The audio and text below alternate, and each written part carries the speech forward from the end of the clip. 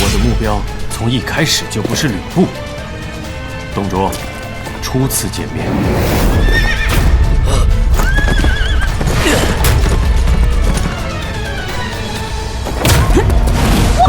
后面！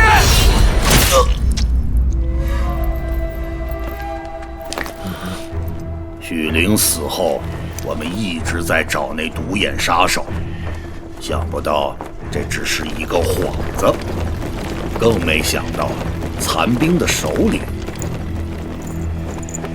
就是你。有件事令我很好奇，为什么你和他们不一样？相传残兵皆为身有残缺之人，可我实在看不出你哪里。怎会如此？他结结实实吃了吕布一击，那小子竟然没事。难道你天生就没有？对，孺子可教啊。他是人吗？